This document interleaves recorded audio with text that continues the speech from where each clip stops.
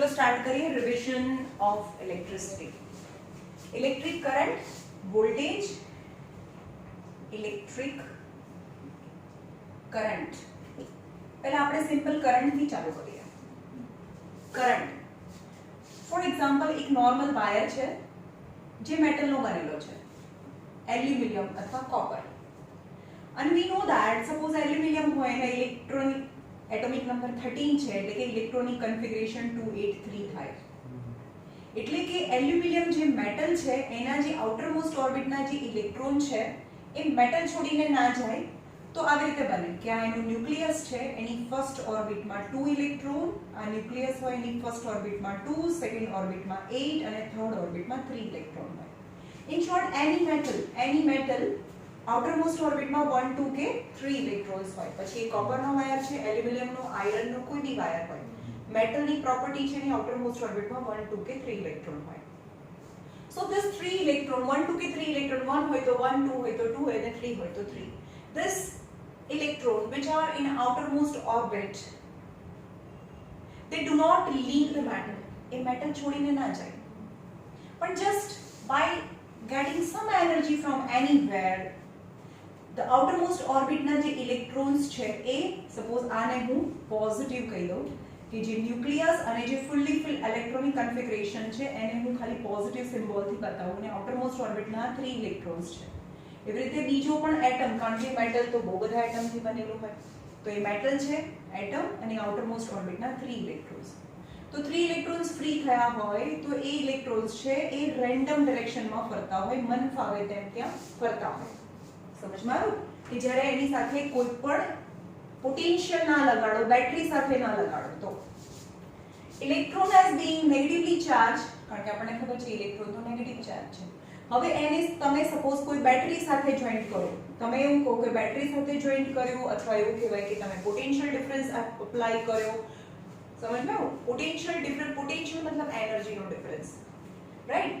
અહીંયા આગળ એનર્જી સૌથી વધારે છે. હવે જેમ જેમ જેમ જેમ આગળ જાય એમ એનર્જી ઓછી થઈ જાય ને અહીંયા પહોંચે ત્યારે સૌથી ઓછી એનર્જી થઈ ગઈ. સમજમાં?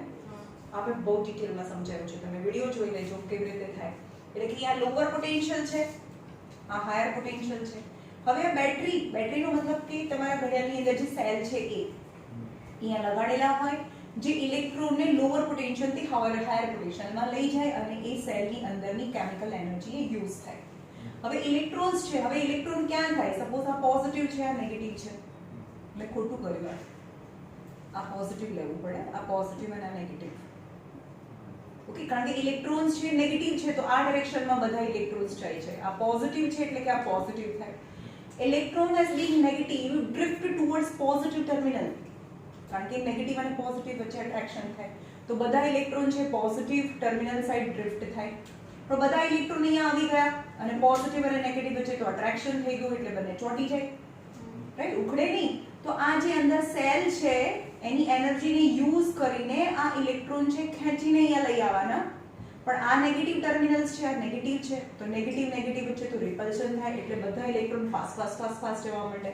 સો that is how we can constitute the continuous electric current in the wire. હવે જેમ સિમ્પલ પહેલા વાયર છે એકદમ મારા હાથમાં અત્યારે કોઈ બી એમ જ સિમ્પલ વાયર છે અને એને હાથમાં પકડું તો મને કરંટ કેમ ના લાગે? કારણ કે આ જે ઇલેક્ટ્રોન છે પહેલા રેન્ડમ ડિરેક્શનમાં ફરતા હતા. જેમ કે આ વાયર છે પહેલા ઇલેક્ટ્રોન્સ મન ફાવે એમ ફરતા હતા, પણ જ્યારે હું એને બેટરી સાથે જોઈન્ટ કરું, આ નેગેટિવ છે અને આ બધા ઇલેક્ટ્રોન પણ નેગેટિવ, એટલે નેગેટિવ વચ્ચે રિપલ્શન થાય અને બધા ઇલેક્ટ્રોન્સ છે કોઈ પર્ટિક્યુલર ડિરેક્શન્સમાં ડ્રિફ્ટ થવા લાગે ત્યારે એવું કહેવાય કે ત્યારે જ્યારે એને બેટરી સાથે જોઈન્ટ કરો અથવા તો આપણા ઘરમાં જે પ્લગ છે એની અંદર નાખી અને સ્વિચ પાડો, એનો મતલબ કે બધા ઇલેક્ટ્રોન કોઈ પર્ટિક્યુલર ડિરેક્શનમાં જવા માંડે તો આપણે એવું કહેવાય કે એની અંદરથી કરંટ પાસ થાય છે, એવું કહેવાય, રાઈટ? હવે આપણે એને કરંટને શું કહીએ? Current I. કરંટનું હવે અહીંયા ફટાફટ ચેપ્ટર પતી જશે 30 મિનિટ્સમાં. કરંટને I કહેવાય. કરંટનો સિમ્બોલ I છે. હવે I ક્યારે વધારે હોય ક્યારે ઓછો હોય? જેમ કે I છે એ ડિપેન્ડ કરે છે કેટલા ઇલેક્ટ્રોન જાય. આપણે એમ કહીએ કે અહીંયાથી 1 સેકન્ડમાં આ ક્રોસ સેક્શનમાંથી હું ઊભા રહું અને 1 સેકન્ડમાં બહુ બધા ઇલેક્ટ્રોન પાસ થાય છે,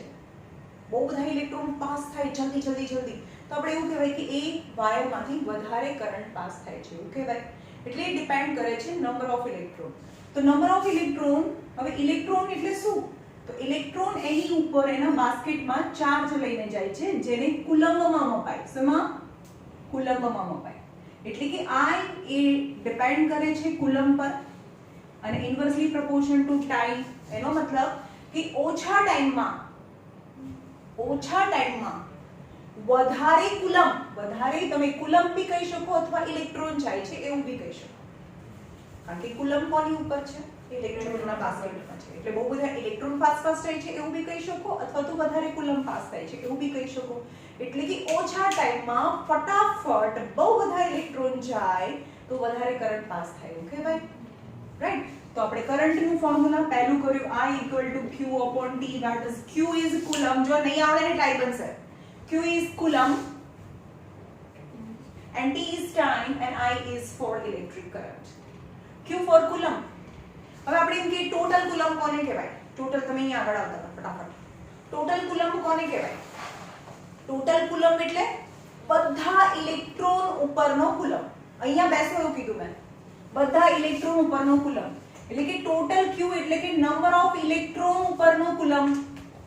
આપણને તો ખબર નથી કારણ કે એક ઇલેક્ટ્રોન ઉપરનો કુલમ્બ છે 1.6 × 10⁻⁻19 coulomb. that is a fixed number.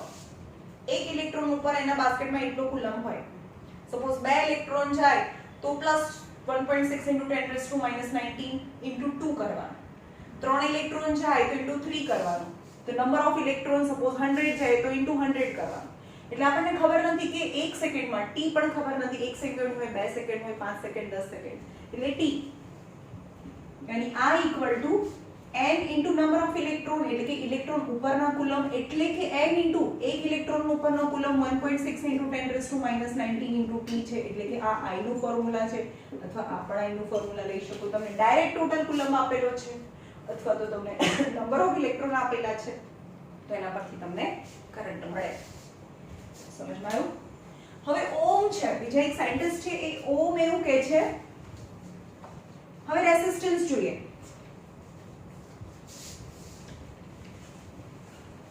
Resistance જેમ કે એક આ વાયર છે ને મેં બહુ મોટો ઝૂમ કરીને આપ્યો છે અને એની અંદર આ ફ્રી ઇલેક્ટ્રોન્સ છે કોઈ પર્ટિક્યુલર ડિરેક્શન્સમાં જાય છે. આ ઇલેક્ટ્રોન્સ છે, બરોબર? આ ઇલેક્ટ્રોન્સ છે એ કોઈ ડિરેક્શનમાં જાય છે પણ રસ્તામાં જતા જતા આપણને શું મળે? એના ન્યુક્લિયસ મળે ને. આપણે આવું હતું કેમ કે એલ્યુમિનિયમ છે 2, 8 અને 3 હતું. એટલે કે આ ન્યુક્લિયસ અને એની આજુબાજુમાં 2, 8 અને 3. એટલે કે આપણે આને પોઝિટિવ કહી દીધું જેને પ્લસ સાઇન થી બતાવું છું અને આ 3 ઇલેક્ટ્રોન છે ફ્રી થઈ ગયા. એટલે કે આ 3 ઇલેક્ટ્રોન તો ફ્રી થઈ ગયા પણ આ બચે, રાઈટ? કારણ કે એટમ વગર તો કોઈ વાયર હોય નહીં.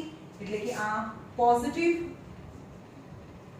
ન્યુક્લિયસ એની આ જે બે ઓર્બિટ ભરાયેલી હતી એને હું પ્લસ થી બતાવું છું nucleus. while drifting electron from one end to another end. એક છેડાથી બીજા છેડા સુધી બધા ઇલેક્ટ્રોન જવા લાગે છે. આવું ક્યારે જવાની શરૂઆત કરે? કરંટ પાસ ક્યારે થાય?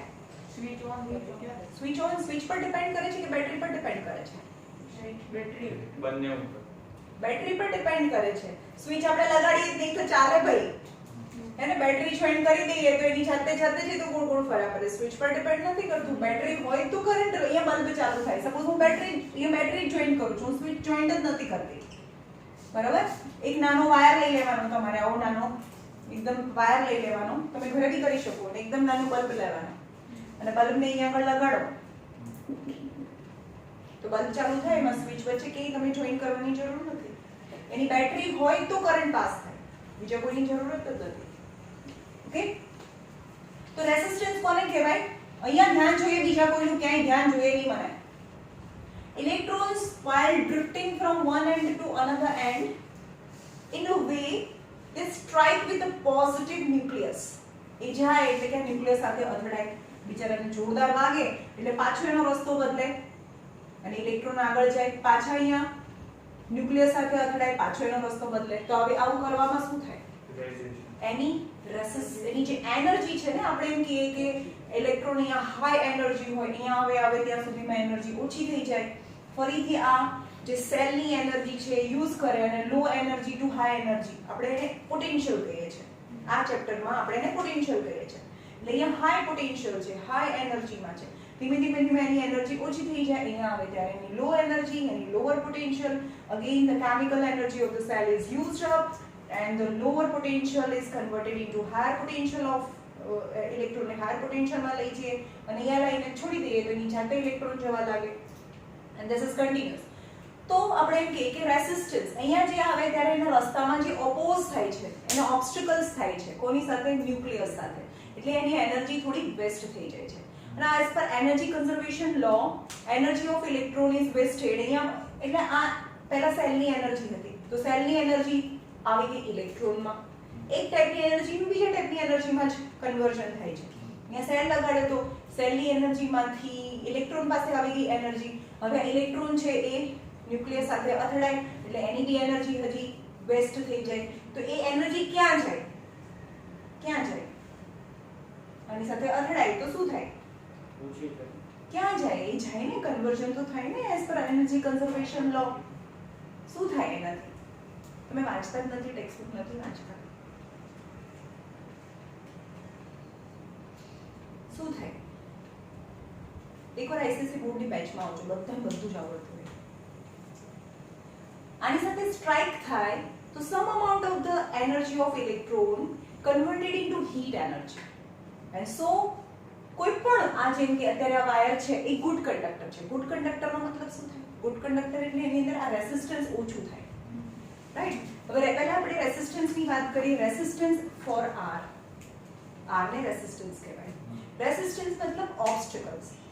ઇલેક્ટ્રોન જ્યારે એક છેડાથી બીજા છેડા સાઈડ જતા હોય અને રસ્તામાં એને જે પણ ઓબ્સ્ટિકલ્સ મળે, એની more is the obstacles, more is the resistance, right? તો આપણે એમ કહીએ કે અને જેટલું ઓબ્સ્ટિકલ્સ વધારે થાય, વધારે ઓબ્સ્ટિકલ્સ થાય તો વધારે એની એનર્જી વેસ્ટ થઈ જાય. અને વધારે એનર્જી વેસ્ટ થઈ જાય તો વાયર બહુ બધો ગરમ થઈ જાય, because one kind of energy is converted. તો એટલું તો આપણે કહીએ છીએ કે આયરન છે ને, તો એ વાયર અંદર એવો યુઝ કરેલો હોય કે જેનો રેસિસ્ટન્સ વધારે હોય.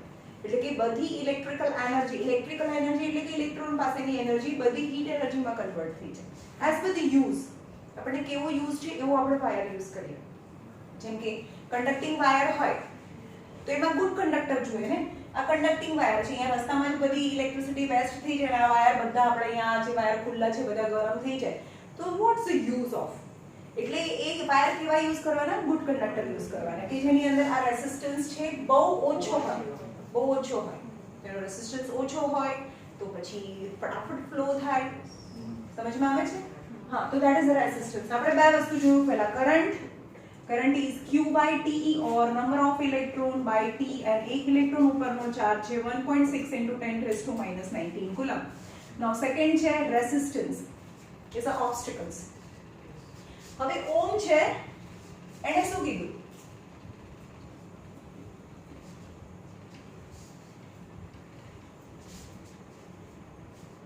હવે આ એક વાયર છે, મેટલ વાયર, અને એને બેટરી સાથે એક સેલ સાથે જોઈન કરો.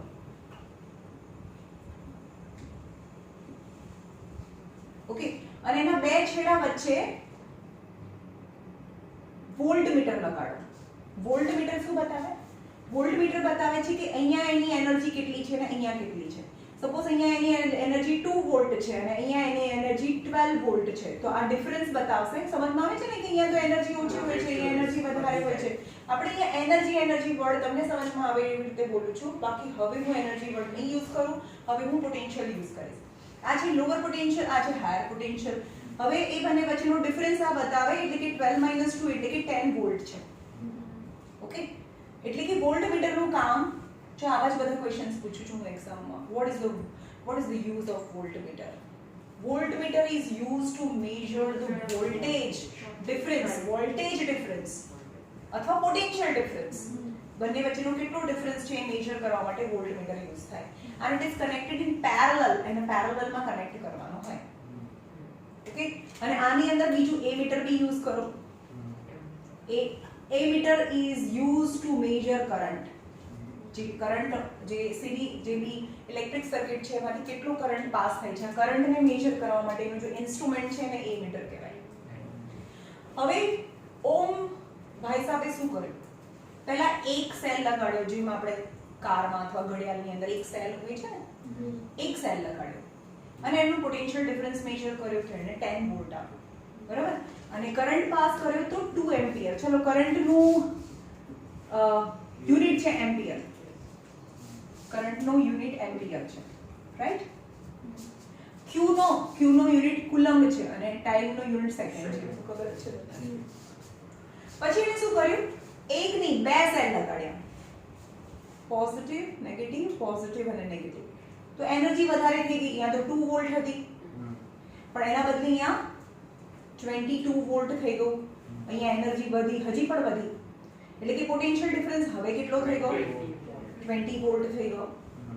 ઓકે, પહેલા 10 વોલ્ટ હતું V ને 10 વોલ્ટ કહેવાય, સોરી વોલ્ટેજ ને V કહેવાય, અને કરંટ I કેટલો હતો, 2 એમ્પિયર હતો। ઓકે, હવે 20 વોલ્ટ છે તો આ એમીટર એવું બતાવશે કે હવે તો આમાંથી 4 એમ્પિયર કરંટ પાસ થાય છે। એઝ યાની નંબર ઓફ સેલ્સ વધારતા જઈએ તો સર્કિટમાંથી જેમ નંબર ઓફ સેલ્સ વધારતા જઈએ સર્કિટમાંથી વધારે ને વધારે કરંટ પાસ થતો જાય। એ શું બતાવે છે, ઇલેક્ટ્રોન છે એની પાસે બહુ બધી એનર્જી આવી ગઈ એટલે ફાસ્ટ જાય અને બહુ ફટાફટ જાય તો વધારે કરંટ પાસ થાય છે કહેવાય, રાઈટ। સો એનો ગ્રાફ ડ્રો કરીએ V અને I નો, 0 10 20 2 4 6, 10 હોય ત્યારે 2 છે, 20 હોય ત્યારે 4 છે, સો એક સ્ટ્રેટ લાઈન બને।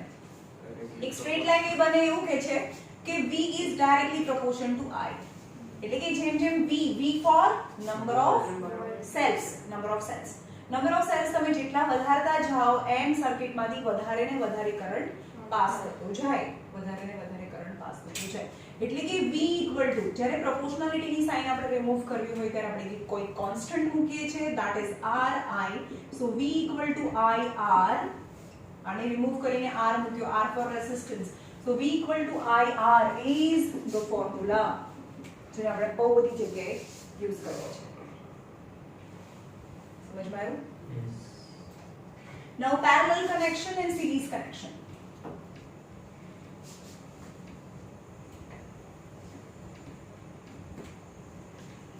જોઈએ, જેમ કે કોઈ વાયર છે, બે વાયર છે, વાયરના બે ટુકડા છે, બરાબર, એક આ છે જેને આપણે વાયરને હવે આવા સિમ્બોલથી બતાવીશું, એક ટુકડો છે આ એક બીજો ટુકડો છે, બે પીસ છે વાયરના, રાઈટ। હવે એની અંદર જે આ બતાવું છું ને એને રેસિસ્ટન્સ કહીશ કે એની અંદર કોઈ તો ઓબ્સ્ટેકલ હશે કે જ્યારે જાય ત્યારે ઇલેક્ટ્રોડ છે એની સાથે અથડાય, એટલે કે આ વાયર, કંડક્ટર, રેસિસ્ટર, વાયરને કેટલા નામથી બોલાય, વાયર, કંડક્ટર और રેસિસ્ટર। એનો મતલબ તમારે વાયર સમજવાનો, એટલે કે બે કંડક્ટર છે, બે રેસિસ્ટર છે અથવા બે વાયર છે, જો એને એન્ડ ટુ એન્ડ નો મતલબ થાય એક પતે એટલે બીજું લગાડી દો, એન્ડ ટુ એન્ડ, આનો બી રેસિસ્ટન્સ R છે અને આનો બી રેસિસ્ટન્સ R છે, બધાના રેસિસ્ટન્સ અલગ અલગ હોય, અલગ અલગ મેટલના રેસિસ્ટન્સ અલગ અલગ હોય, રાઈટ। તો આનો ઇક્વિવેલન્ટ રેસિસ્ટન્સ જે હું ડિરાઈવ નથી કરતી, ડાયરેક્ટ કહી દઉં છું કે આપણે આ બેને કાઢીને કોઈ એક રેસિસ્ટન્સ મૂકવો છે, તો આ જે એન્ડ ટુ એન્ડ લગાડેલું હોય એને સિરીઝ કનેક્શન કહેવાય, સિરીઝ કનેક્શન કહેવાય। સમજમાં આવ્યું? એન્ડ ટુ એન્ડ એને સિરીઝ કનેક્શન કહેવાય। હવે એને બેટરી સાથે જોઈન્ટ કરીએ આપણે, તો આની અંદરથી જે કરંટ I જે પાસ થાય છે તો સ્પ્લિટ જ નથી થતો, આની અંદરથી પણ I, આની અંદરથી બી I, એટલે એની અંદર કરંટ બંનેમાંથી I જેટલો જ પાસ થાય, કરંટ સ્પ્લિટ ના થાય। પણ એના છેડા, એના એન્ડ પોઈન્ટ્સ અલગ અલગ છે, આના બંનેના એન્ડ પોઈન્ટ્સ એટલે V ડિફરન્ટ, એટલે કે આ બંનેનો જે V છે, આપણે આને રેસિસ્ટન્સ R1 અને R2 કહી દઈએ, બંને અલગ અલગ છે એટલે, અને એના બંનેના છેડા પણ અલગ છે, એટલે કે આનો પોટેન્શિયલ ડિફરન્સ V1 થાય અને આનો પોટેન્શિયલ ડિફરન્સ V2 થાય, યાદ રાખજો ભાઈ, સમજમાં આવ્યું? અને V1 V2 એટલે કે આ ડાયરેક્ટ આ જે બેટરી છે એનો ટોટલ પોટેન્શિયલ ડિફરન્સ V હોય તો V1 + V2 = V પણ થાય. આનો potential difference equal to V થાય. અને આ બંનેને કાઢીને મારે એક જ રેઝિસ્ટન્સ લગાડવો હોય R ઇક્વલ ટુ આ બંનેનું ખાલી સમ કરવાનું R1 + R2 that is the equivalent resistance. આ બંને જ્યારે સિરીઝમાં લગાડેલા હોય તો આ બંને રેઝિસ્ટન્સ એટલે કે આ બંને વાયરને કાઢીને મને એક જ વાયર જો લગાડવો છે તો આ બંનેનું જસ્ટ એરિથમેટિક સમ એટલે કે આ રેઝિસ્ટન્સ 6 ઓહમ છે. રેઝિસ્ટન્સને શેમાં યુઝ થાય? રેઝિસ્ટન્સનું સિમ્બોલ છે ઓહમ, રાઈટ? 6 ઓહમ છે અને આ 4 ઓહમ છે તો આ બંને વાયરને કાઢીને મારે એક જ વાયર લગાડવો હોય તો એવો વાયર લગાડવાનો કે જેમાં ઓબ્સ્ટેકલ્સ 10 ઓહમ થતા હોય તો અહીંયા રેઝિસ્ટન્સ આનો 10 ઓહમ થાય. That is R1 + R2. એટલે સમજમાં આવ્યું? છેડા અલગ, V અલગ, એન્ડ પોઈન્ટ અલગ, V અલગ, પણ સ્પ્લિટ થતું નથી. એટલે કે આની અંદરથી તમે એમ કહો કે મેમ અહીંયાથી તો આઈ પાસ થાય તો થોડોક આયામાં ના જતો રહે. કેમ ના જાય? આમાં જે વોલ્ટમીટર અહીંયા લગાડું આની સાથે પેરેલલ કહેવાય ને, સિરીઝમાં કહેવાય. આ રેઝિસ્ટર છે એની સાથે વોલ્ટમીટર, જે બે છેડા વચ્ચે એનર્જીનો ડિફરન્સ એટલે કે પોટેન્શિયલ ડિફરન્સ મેજર કરવું હોય. અહીંયા તો ઇલેક્ટ્રોન છે બહુ ફોર્મમાં જતા હોય પણ અહીંયા રેઝિસ્ટન્સ આવે એટલે અહીંયા આગળ ઓછી તો થઈ જાય ને એનર્જી. એટલે કે આ બંને છેડા વચ્ચે જે એનર્જીનો ડિફરન્સ મારે મેજર કરવો હોય તો અહીંયા આ બે છેડાની વચ્ચે પેરેલલમાં મારે વોલ્ટમીટર લગાડવું પડે, રાઈટ? વોલ્ટમીટર શું મેજર કરે? પોટેન્શિયલ ડિફરન્સ મેજર કરે, રાઈટ? તો આ બંને છેડા અલગ છે તો એ બંનેની એનર્જીનો ડિફરન્સ અલગ હોય. આ બંનેના છેડા અલગ છે એટલે એના એનર્જીનો ડિફરન્સ અલગ હોય એટલે કે પોટેન્શિયલ ડિફરન્સ અલગ થાય. પણ આઈ છે એ બધું આમાં જ પાસ થાય. આમાં આજે અહીંયા વોલ્ટમીટર લગાડો તો થોડો આઈ બી આમાં ના જાય બીકોઝ વોલ્ટમીટર આ બી પૂછાય છે, ઓલ ઇન વન માં આપેલું છે. why current is not passing from the voltmeter? વોલ્ટમીટરમાંથી કરંટ કેમ પાસ ના થાય? Because voltmeter has a so high resistance. આનો એટલો બધો રેઝિસ્ટન્સ છે. હવે કોઈ એક વાયર છે એની આવી જ રીતે છે, બરોબર? આ બધા પોઝિટિવ ઇલેક્ટ્રોન્સ જવાની જગ્યા જ નથી. એનો એટલો બધો હાઈ રેઝિસ્ટન્સ છે કે એની અંદરથી ઇલેક્ટ્રોન પાસ ના થાય એટલે કે એની અંદરથી ઇલેક્ટ્રિસિટી પાસ ના થાય. એટલે કે જે પણ વોલ્ટમીટર છે એનો રેઝિસ્ટન્સ બહુ હાઈ હોય એટલે એની અંદરથી આમાંથી જે કરંટ આમ જાય તો આમાં સ્પ્લિટ ના થાય. અહીંયા તો કોઈ કરંટ જ ના જાય બીકોઝ વોલ્ટમીટરનો રેઝિસ્ટન્સ બહુ વધારે હોય એટલે કે બધો જ કરંટ છે ખાલી રેઝિસ્ટર એટલે કે કંડક્ટર એટલે કે જે પણ વાયર છે એમાંથી જ પાસ થાય, રાઈટ? હવે છે પેરેલલ કનેક્શન. હવે એના પછી પાવર.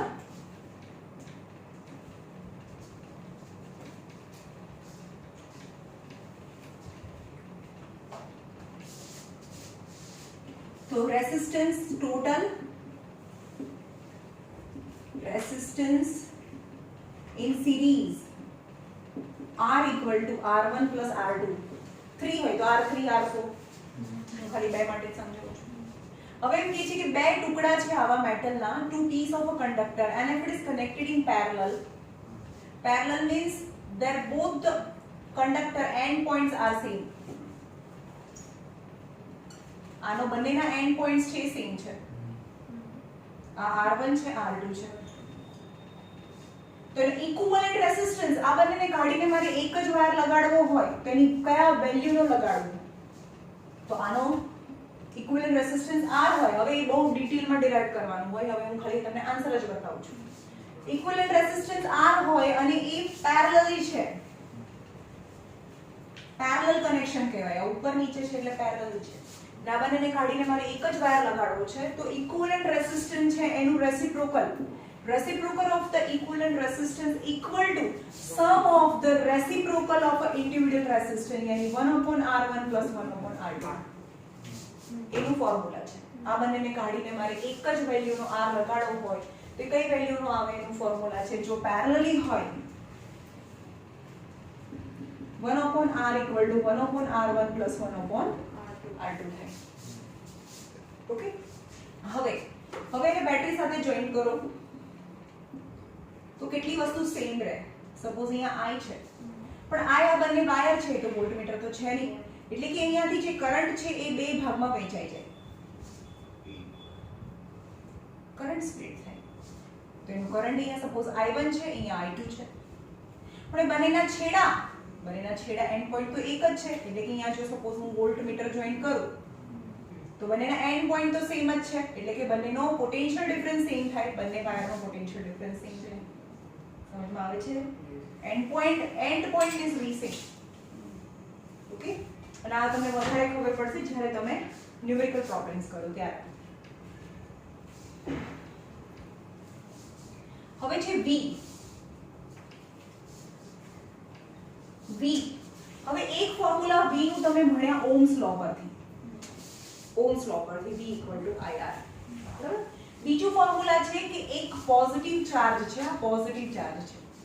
જો એક મેગ્નેટ હોય તો મેગ્નેટની આજુબાજુમાં અહીંયા જોઈએ મને ભાઈ હલવાનું નથી.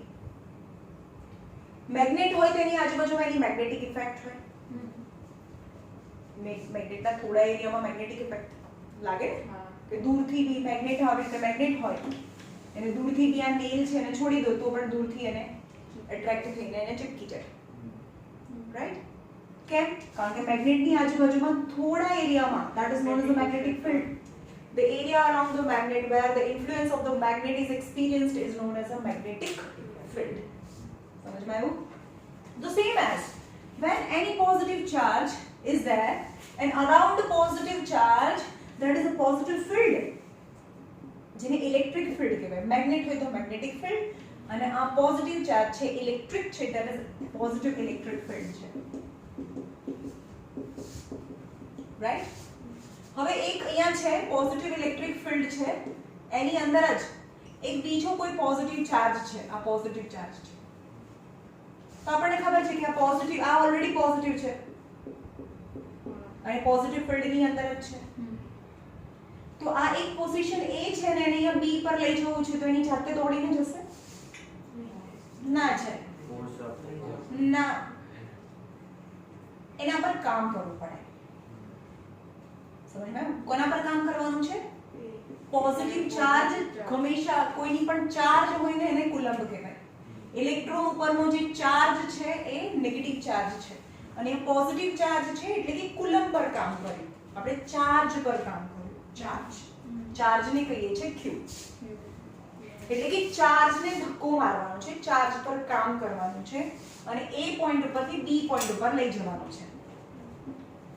તેની જાતે ન જાય કારણ કે આ બી પોઝિટિવ છે, આ બી પોઝિટિવ છે, એટલે રિપલ્શન થાય તો પણ હું એને ધક્કો મારીને લઈ જાઉં પરાણે D ઉપર. તો અહીંયા એની ભાગવાની તાકાત કેટલી હતી? જોરથી ભાગે. સપોઝ એની ભાગવાની તાકાત એનર્જી ભાગવાની એનર્જી ઇઝ અ પોટેન્શિયલ. અહીંયાનો પોટેન્શિયલ 2 વોલ્ટ હતો પણ અહીંયાથી એને ધક્કો મારીને હું B ઉપર લઈ ગઈ તો હવે છોડી દઉં તો એટલું જ ભાગે કે ફાસ્ટ ભાગે?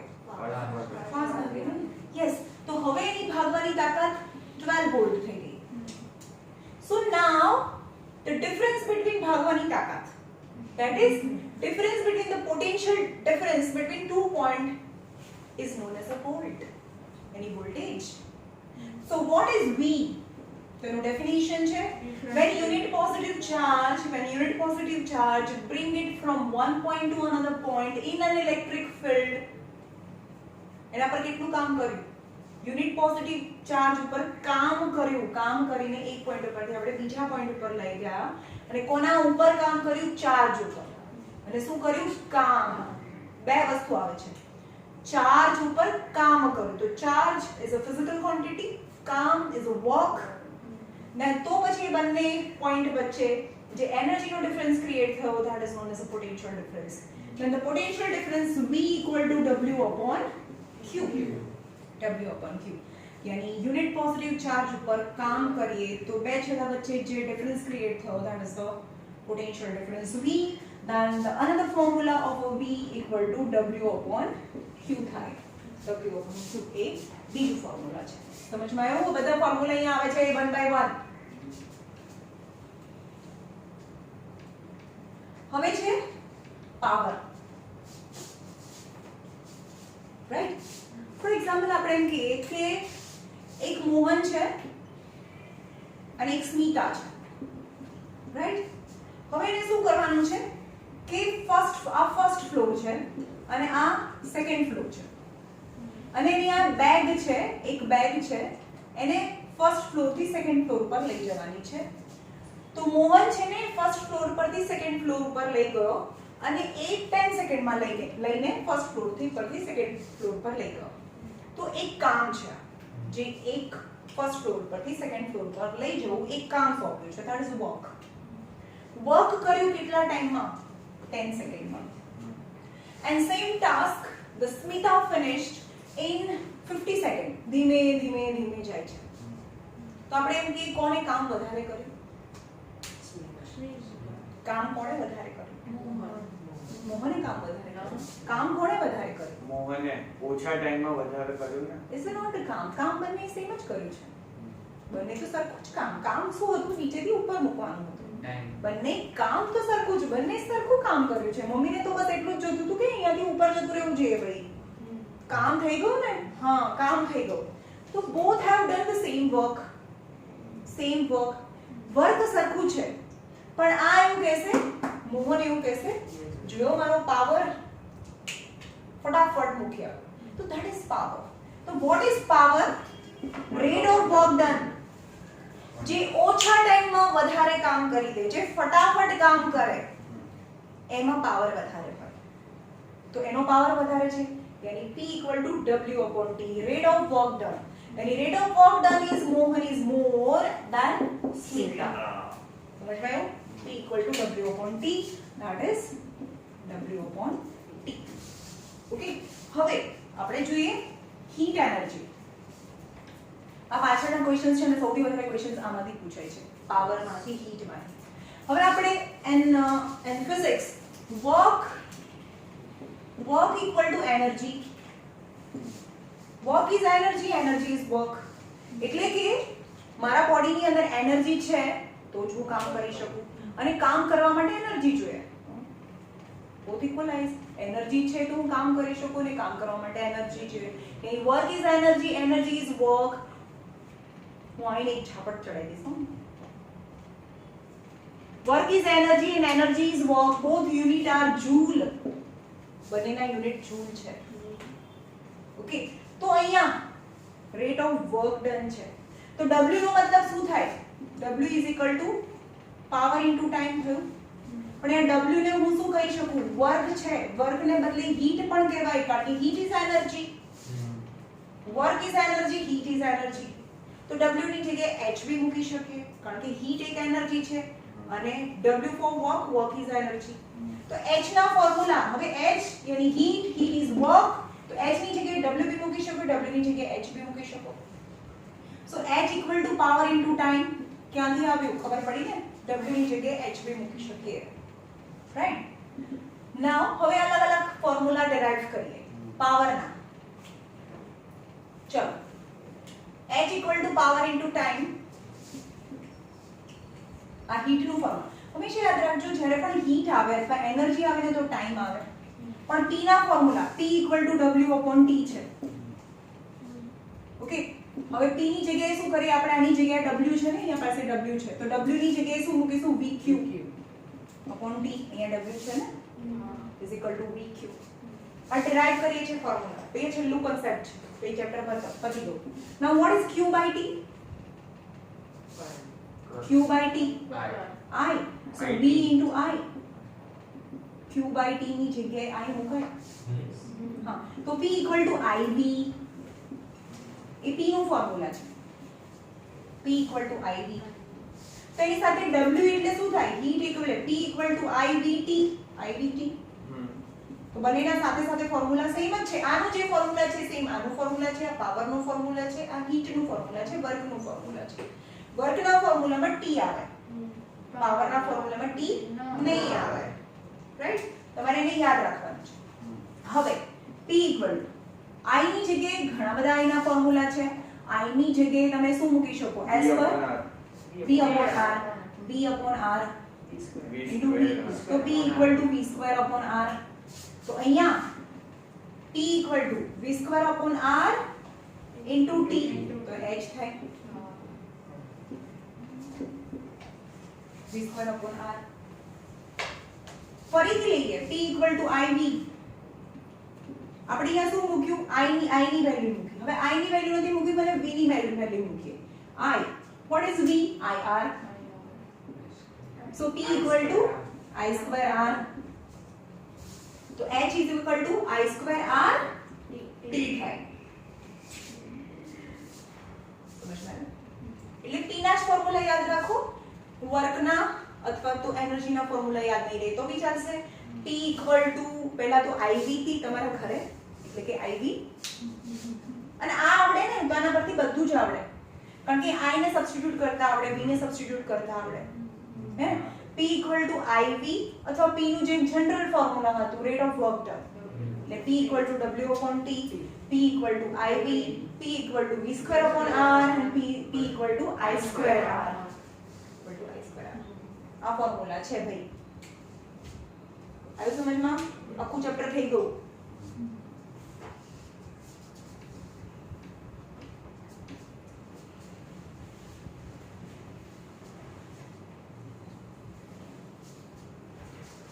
હવે ડાઉટ્સ જોઈ લઈએ જે ડાઉટ્સ પૂછ્યા હતા ને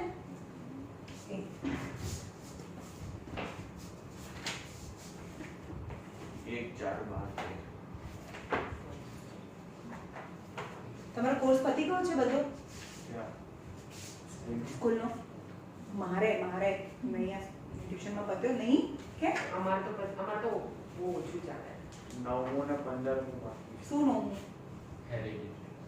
હેરિડિટી તો કીધું તો ખરું એ તો કેન્સલ થઈ ગયું છે સિલેબસ આખું થોડી થયું છે ઇવોલ્યુશન હા એ તો કીધું તો ઇવોલ્યુશન હવે એક જ થયું પછી રિપ્રોડક્શન તો કરાવી દીધું તે મને 2 ચેપ્ટર કીધા હતા હા ને 15 બી છે ને હા તો 15 એક હવે આખું લેસન આખું સાયન્સ પતવા આવ્યું આપણે 2-4 લેસન બાકી છે આખું આપણે મેથ્સ એ આવવાના છે અમારે તું જાતે કરી લેવાના સ્કૂલ વાળા નહીં કરાવતા એ બધું બધાને સ્કૂલનું હું તો કદાચ કરાવવા બેસું ને તો ઓન ધ સ્પોટ અત્યારે કોર્સ પતી જાય બધી સ્કૂલમાં તો અલગ અલગ હોય એવું બી બને કે પહેલી ટર્મમાં જ પતી જાય દર વર્ષે એવું જ હોય છે અલગ અલગ સ્કૂલમાં અલગ અલગ સિલેબસ હોય બધાના પતાવવા બેસે તો બી 2 મહિનામાં ક્યાંથી કોર્સ પતે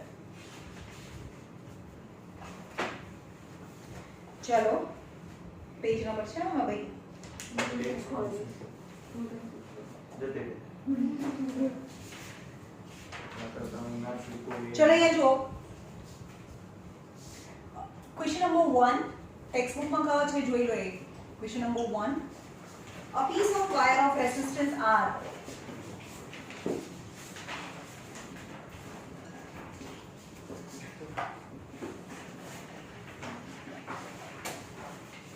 is cut into 5 parts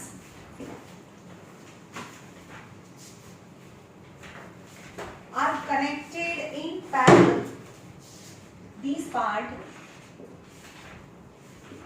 are connected in parallel.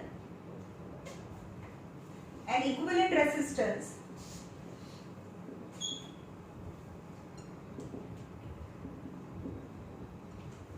is R dash. Find the ratio of R upon R dash. શું થાય સમજો એક આ વાયર છે બહુ મોટો જેનો રેઝિસ્ટન્સ R છે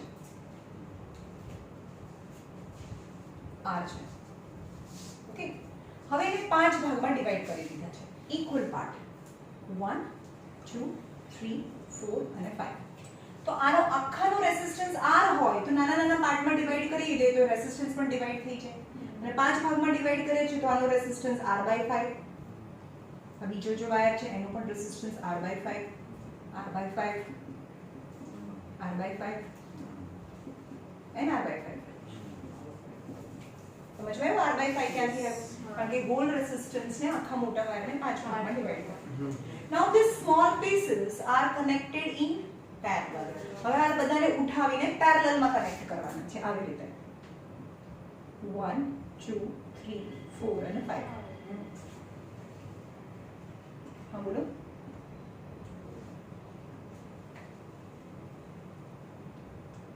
સમજમાં બધાના રેઝિસ્ટન્સ કેટલા છે R/5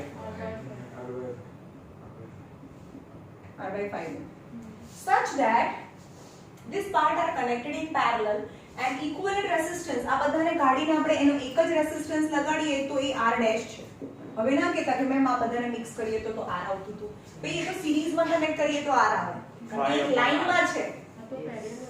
અને આ તો પેરેલલમાં કનેક્ટ કર્યું તો બીજો રેસિસ્ટન્સ થઈ જાય. 5 સમજમાં આવ્યું? કારણ કે તો એન્ડ ટુ એન્ડ હતું આ. હા. એટલે સિરીઝમાં કનેક્ટ કરીએ તો r આવે પણ આ તો પેરેલલમાં કનેક્ટ કર્યું છે એટલે આને બદલે નવો રેસિસ્ટન્સ મળે. રાઈટ? તો આ બંને વચ્ચેનું રિલેશન શું છે? જે ઇક્વિવેલન્ટ રેસિસ્ટન્સ છે એનું reciprocal of a equivalent resistance equal to sum of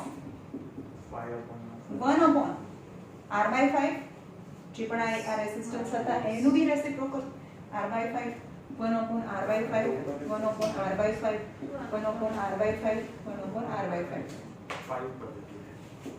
એટલે કે 1 upon r dash is equal to બધામાં denominator become numerator એટલે કે 5 plus 5 plus 5 plus 5 plus 5 upon r બધામાં વધે તો r તો LCM થઈ ગયું બધામાં તો અહીંયા upon r so 1 upon r dash equal to 25 upon r so r ને ઉપર લઈ જાઓ r upon r dash is 25 by 1 so r upon r dash ની વેલ્યુ ફાઇન્ડ કરવાની that is 25:1 ઓકે ખબર પડી કે ના પડી ક્યાં ના પડી ખબર પડી. This was easy. this was easy Yeah. okay સ્કૂલમાં Yeah, yeah. છે ઠીક છે. તો હમણાં છે ને આપણે થોડા દિવસ એસએસ કરાઈએ એસએસ માં પાછળ છીએ ને એસએસ કો બોલીએ ભણાવું અને કરવું બંને ત્યારે થઈ જાય એક્ઝામ બંને ઇક્વલ માર્ક્સ ની આવશે ભાઈ હે બુક કમ્પ્લીટ એના વિશે જ મળે. હું હવે રાખું છું. ચલો જોઈએ અહીંયા જે અંદર નથી આપેલું આપણે બીજી રીતે કરીશું હા two conducting wire question number 4 two conducting wire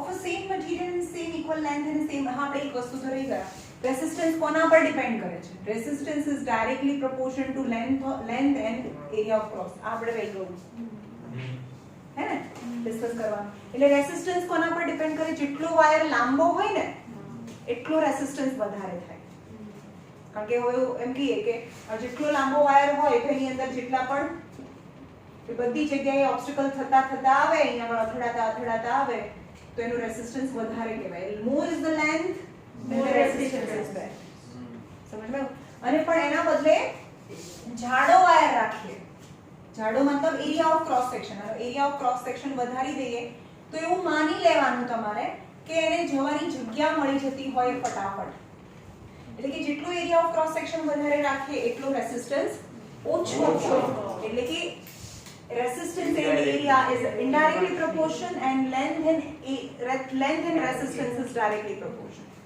સમજમાં આવ્યું અને જ્યારે આપણે આ proportionality sign ને remove કરીએ ત્યારે આપણે બહુ લખીએ છે T that is known as a resistivity then the resistance depend કરે છે resistivity यानी material of wire resistivity यानी material of wire resistivity ક્યારેય ચેન્જ ના થાય સમજમાં આવે છે એ ડિપેન્ડ કરે છે કયા ટાઈપનો મટીરીયલ છે હવે એમ કહીએ કે આ કોપરનો વાયર છે તો એમાં કેવી રીતે અરેન્જમેન્ટ થઈ છે એટમની એ ડિપેન્ડ કરે જો અરેન્જમેન્ટ એવી રીતે થઈ છે કે બધા ઇલેક્ટ્રોન્સ છે ફટાફટ જતા રહે એટલે એ મટીરીયલ ઓફ અ વાયર એટલે કે રેસિસ્ટિવિટી which is always a constant number એને રો કહેવાય.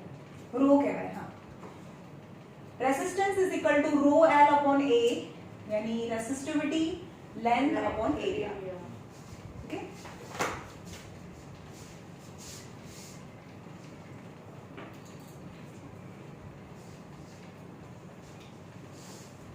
two conducting wire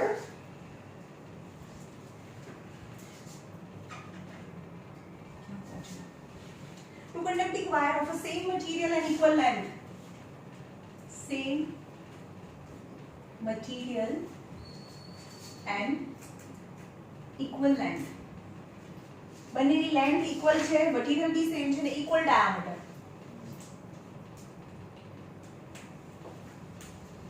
એટલે કે એક સરખો જાડો, એક સરખો લાંબો અને એક સરખું મટીરીયલ, આ ત્રણ વસ્તુ સેમ છે. તો બંનેના રેઝિસ્ટન્સ બી સેમ હોય ને, કારણ કે એક બંને કોપરના વાયર છે, લેન્થ બી સેમ છે અને એની થિકનેસ બી સેમ છે. તો રેઝિસ્ટન્સ સેમ હોય બંનેનો. એટલે કે બે વાયર છે of the same material, equal length and equal diameter. एक सीरीज से है फिर Connected in series and parallel. Connected in series as well as parallel.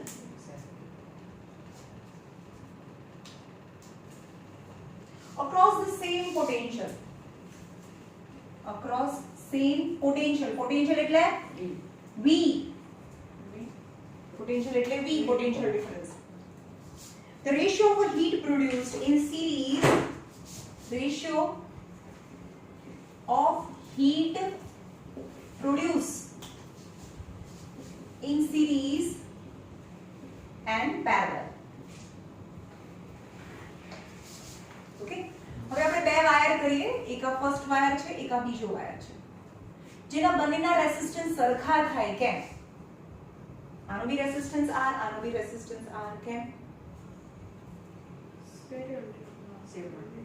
Same material, same length અને સેમ થિકનેસ છે. બંને કોપરના વાયર એક સરખા લાંબા અને એક સરખા જાડા લીધા છે, તો બંનેના રેઝિસ્ટન્સ સરખા થાય.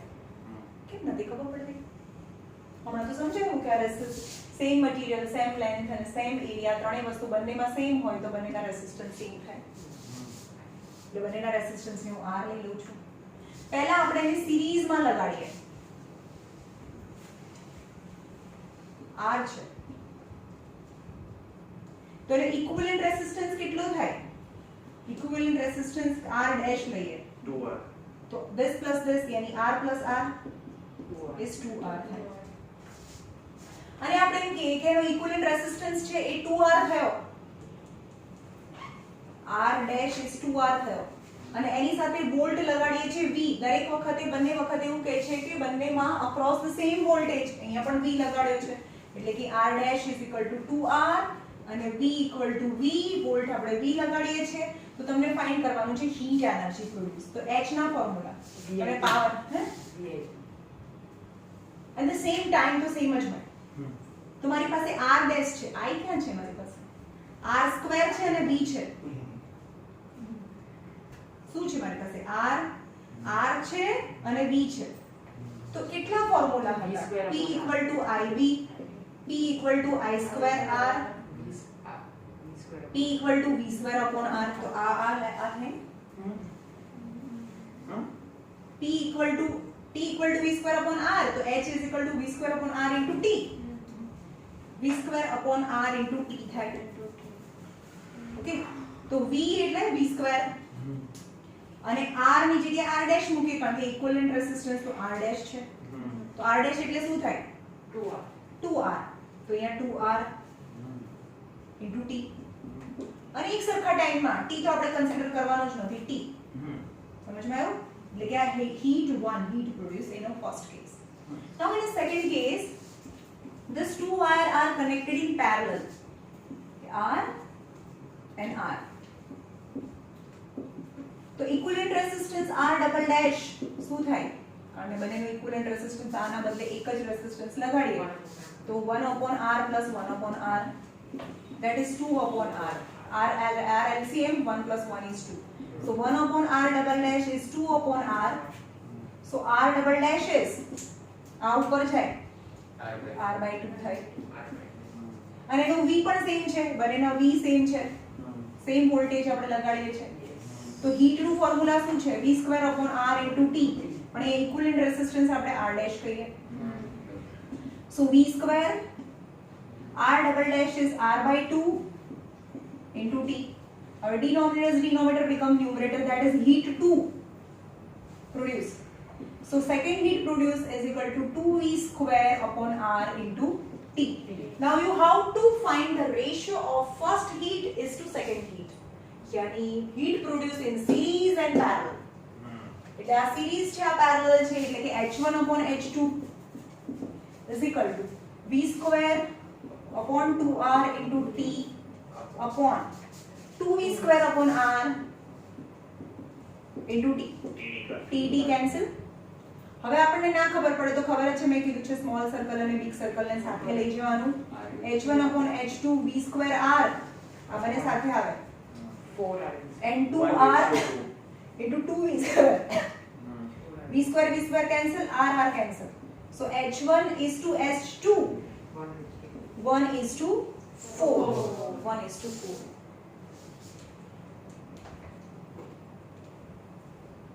આવી સમજમાં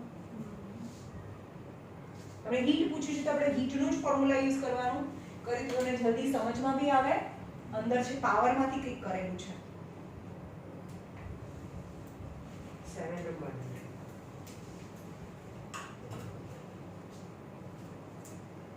કાલે આ ચેપ્ટરના ખાલી ન્યુમેરિકલ પ્રોબ્લેમ્સ થશે બરાબર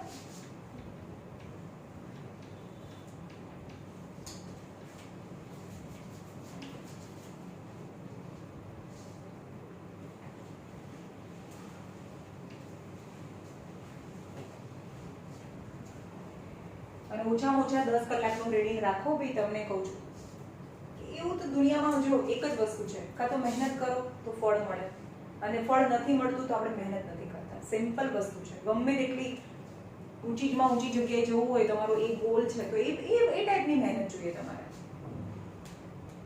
એવું શક્ય જ નથી કોઈ માણસ મને તો એવું આવીને એમ કહે ને કે મેં હું બહુ મહેનત કરું છું કે મને મહેનત તો ફળ નથી મળતું is not possible at all એ શક્ય જ નથી વસ્તુ એવું કોઈ શક્ય છે દુનિયામાં છે જ નહીં પણ હા પણ તમે ખાલી કોઈને બતાવવા માટે એવું કહેતા હોય કે હું બુક લઈને બેસી રહું છું તો એ અલગ વસ્તુ છે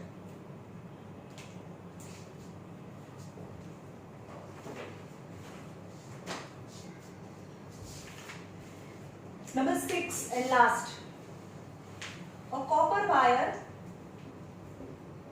જ્યારે પણ રેસિસ્ટિવિટી કે એવું ફાઇન્ડ કરવાનું હોય ત્યારે કેલ્ક્યુલેશન વધારે આવશે એ સમજી જ લેવાનું કારણ કે resistance is equal to resistivity L upon E અને હંમેશા વાયર હોય ને એરિયા કોનો છે આ ક્રોસ સેક્શનનો છે એરિયા એટલે સર્કલનો એરિયા પાઈ r સ્ક્વેર હંમેશા એરિયા એટલે કોનો એરિયા આવે અહીંયા વાયરના ક્રોસ સેક્શનનો એરિયા છે the wire નો ક્રોસ સેક્શન એટલે સર્કલ નો એરિયા જે લેન્થ જે બધું SI યુનિટમાં લેવાનું લેન્થ મીટરમાં હોય આ રેસિસ્ટિવિટી આપેલી છે એનો યુનિટ ઓમ મીટર છે રેસિસ્ટન્સ નો યુનિટ ઓમ છે અને રેસિસ્ટિવિટી નો યુનિટ ઓમ મીટર છે લેન્થ નો યુનિટ મીટર હોય અને એરિયા નો યુનિટ મીટર સ્ક્વેર હોય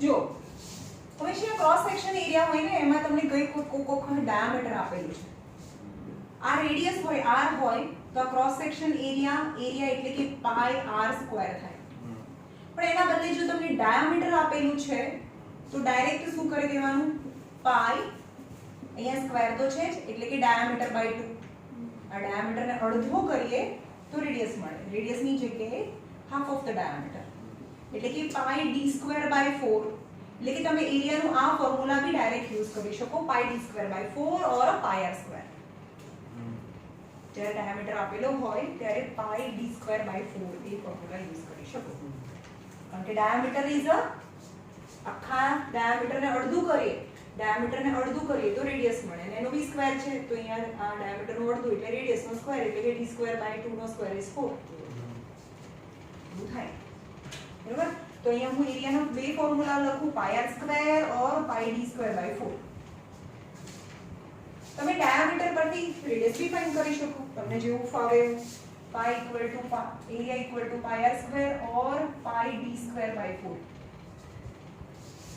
copper wire has a diameter હંમેશા આમાં દર વખતે ડાયામીટર જ આપે છે has a diameter 0.5 mm and resistivity એટલે rho resistivity 1.6 into 10 raised to minus 8 ohm meter છે resistivity what will be the length? What will be the length of wire? ત્યારે તમને શું આપેલું છે? તમને એરિયા બી ફાઇન્ડ કરી દેવાય, રેસિસ્ટિવિટી આપેલી છે અને રેસિસ્ટન્સ આપ્યો છે. Resistance R = 10 ohm. ઓકે, તો તમને લેન્થ ફાઇન્ડ કરવાની છે ફર્સ્ટ ક્વેશ્ચન. અને બીજો બી ક્વેશ્ચન છે resistance is resistivity L upon A. તો તમે આને સબ્જેક્ટ બનાવો. L = આ ઉપર જાય એરિયા અને રેસિસ્ટિવિટી નીચે જાય, એટલે કે resistance into area upon રેસિસ્ટિવિટી.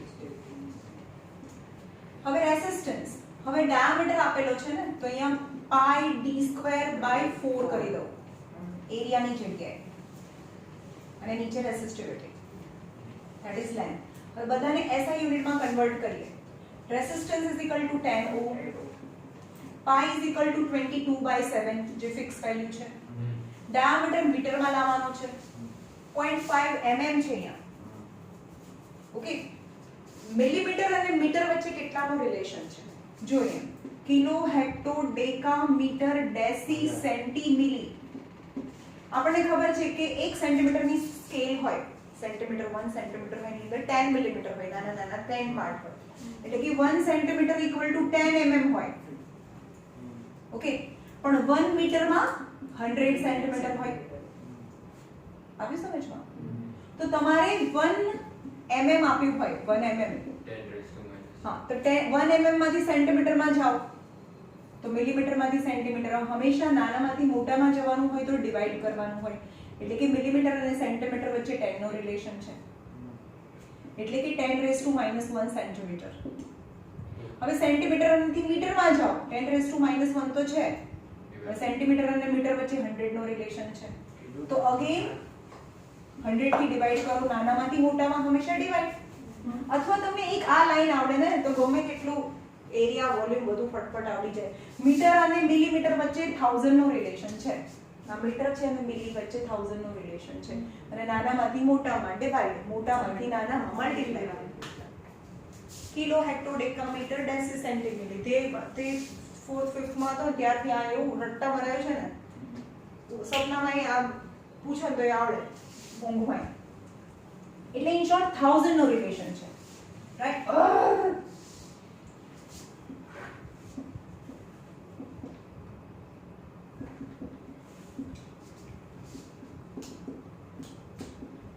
Okay, એટલે આ મિલીમીટર છે, એટલે કે 0.5/1000 મીટર થયો ડાયામીટર. કારણ કે મિલીમીટરમાંથી મીટરમાં, નાનામાંથી મોટામાં ડિવાઈડ કરવાનું રિલેશન. હા, તો આ પોઈન્ટ હજી પણ નીચે લઈ જાઓ, એટલે કે 40 થઈ ગયા. પણ d² છે, તમને દેખાય છે ડાયામીટરનો સ્ક્વેર, એટલે કે 5 × 10⁻⁴ થયું, 5 × 10⁻⁻4 મીટર. આ 10⁵/10⁴ કહેવાય. આ 4 ઉપર જાય તો 5 × 10⁻⁻4 કહેવાય. એટલે કે ડાયામીટર સ્ક્વેર છે, અહીંયા r ની વેલ્યુ મૂકી, પાઈ ની વેલ્યુ મૂકી. હવે ડાયામીટરનો સ્ક્વેર મૂકવાનો છે, એટલે કે 5 × 10⁻⁻4 નો સ્ક્વેર. એટલે આની વેલ્યુ મૂકી, આની વેલ્યુ મૂકી. હવે રેસિસ્ટિવિટી, હવે 7 ને હું થોડા સાઈડમાં લઈ જાઉં છું, 22/7. રેસિસ્ટિવિટી વેલ્યુ ઇઝ given 1.6 × 10⁻8. 1.6 × 10⁻8 × 4. હવે આને સિમ્પ્લિફાય કરવાનું. 10 × 22, 5 નો square, 5 5 are 25, power of power 10⁻8, 1.6 × 10⁻8 × 4 × 7, 10⁻8 cancel. અને આ પોઈન્ટ છે હજી પણ ઉપર જાય, એટલે કે અહીંયા 100 કરી દો. ઓકે, અહીંયા 4 25 અને સિમ્પ્લિફાય કરવાનું તમારે, બરાબર? એટલે લેન્થ આવશે 1 to 2.66 meter. 1 to 2.66 meter is the length of the wire. Okay. હવે બીજો ક્વેશ્ચન છે, how much the resistance change if the diameter is double. હવે આ જે વાયર છે એનો ડાયામીટર આટલો હોય, બરાબર? પણ હવે એના ડાયામીટરને ડબલ કરી દઈએ, એટલો જ લેન્થનો, લેન્થ સેમ. એના ડાયામીટરને જે ડાયામીટર છે એના ડાયામીટર સાથે પહેલા ડબલ કરી દઈએ તો એના રેસિસ્ટન્સમાં શું ફરક પડે? પહેલા રેસિસ્ટન્સ વધે કે ઘટે? ઘટી છે, રેસિસ્ટન્સ ઓછો થઈ જાય. ઓકે, તો આપણે એમ લખવાનું કે resistance is directly inversely proportional to area. સમજ ને? તો resistance is inversely proportional to pi d square by 4. સમજ में? પણ આ બધા તો કોન્સ્ટન્ટ નંબર છે ને, પાઈ એક નંબર છે, 4 એ નંબર છે, એટલે કે resistance is inversely proportional to diameter square. આવ્યું સમજમાં? હા. હવે ડાયામીટર પહેલા x હોય અને હવે 2x થઈ ગયો તો is inversely proportional to 2x square. પહેલા x સ્ક્વેર હતો, પહેલા 1/x સ્ક્વેર હતો રેસિસ્ટન્સ, પણ હવે રેસિસ્ટન્સ ઇઝ 1/4x સ્ક્વેર. તો રેસિસ્ટન્સ કેટલા ટાઈમ ઓછો થઈ ગયો? અરે ડાયામીટરના સ્ક્વેર પર ડિપેન્ડ કરે છે. જો ડાયામીટર અડધો હોય તો રેસિસ્ટન્સ 4 ટાઈમ ઓછો થાય, કારણ કે એ ડાયામીટરના ઇન્વર્સ પ્રોપોર્શનમાં નથી, એ એરિયાના ઇન્વર્સ પ્રોપોર્શનમાં છે. એનો મતલબ થયો એ ડાયામીટરના સ્ક્વેરના એરિયા એટલે કે પાઈ d સ્ક્વેર બાય 4. એટલે કે આ બને તો કોન્સ્ટન્ટ નંબર છે, ખાલી રફલી બતાડવાનું છે કે કેટલા ટાઈમ થાય. એટલે કે આ બને તો નંબર છે, એટલે કે એને પ્રોપોર્શનની અંદર કોન્સ્ટન્ટ નંબર તો પ્રોપોર્શનમાં મર્જ થઈ જાય, એટલે કે resistance is inversely proportion to diameter square. એટલે કે ડાયામીટરના સ્ક્વેરમાં ઓછું થાય, એટલે કે ડાયામીટર અડધો થઈ જાય, સોરી ડાયામીટર ડબલ થાય તો રેસિસ્ટન્સ 2 નો સ્ક્વેર 4 ટાઈમ ઓછું થાય. એવું નથી કે ડાયામીટર ડબલ થઈ ગયો તો રેસિસ્ટન્સ બી અડધો થઈ જાય. આપણે કહીએ ને કે આપણે એટલી તો તમને ખબર પડી ને કે જાડો કરીએ ને તો રેસિસ્ટન્સ ઓછો થાય. તમે જ બોલ્યા રેસિસ્ટન્સ ઓછો થાય. તો આપણે ડબલ ડાયામીટર કરીએ તો રેસિસ્ટન્સ અડધો ના થાય, 4 ટાઈમ. એ ડાયામીટરના સ્ક્વેર પર ડિપેન્ડ કરે છે અહીંયા. તો તમારે ખાલી આટલું બધું સ્ટેટમેન્ટ લખવાનું નથી, તો આટલું જ લખવાનું છે કે resistance is inversely proportional to diameter square. If the diameter is half then the diameter is double, then the resistance become 1/4 resistance થઈ જાય. Okay, 1/4 of its original value. ચલો ये રાખીએ. ચલો